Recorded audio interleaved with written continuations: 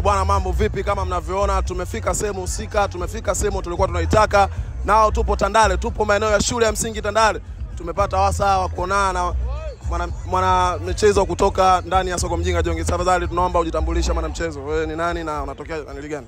Asante sana. Kwa majina naitwa Kiko Boy, ndio mwenyekiti wa soko Mjinga Irobo Temeke, wilaya ya Temeke, soko Mjinga Mtoli Mtongani. Karibu sana ndugu mtangazaji. Tunashukuru. Tunataka tujue kusudiwa hasa la hili bonanza ama lengo la hili bonanza lilikuwa nini dhidi ya ndugu zetu wa New Star Jogging kutoka Tandale.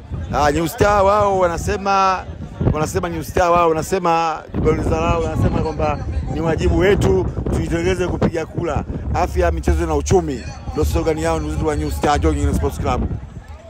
Unawaambia nini watu ambao wanachukulia poa mabonanza, wanachukulia poa jogging, wanachukulia poa mazoezi? Wewe unawaambia kwamba mazoezi yana faida gani wewe kama wewe? Mazoezi tukiacha mbali afya na uchumi na ndoa, mazoezi vile vile yanasaidia kuleta utimamu wa kimwili. Yaani mtu anafanya mazoezi tofauti na mtu asiyefanya mazoezi. Kwa hiyo mazoezi yametutanisha na watu wa aina mbalimbali katika hii Tanzania, katika mkoa wa Dar es Salaam na wilaya ya Temeke. Tunaanza kufahamiana na watu wengi kwa sababu ya jogging. Kwa hiyo jogging sio kitu cha kutania. Jogging ndio tuheshimu. Mazoezi, afya na uchumi na ndoa. Asante sana.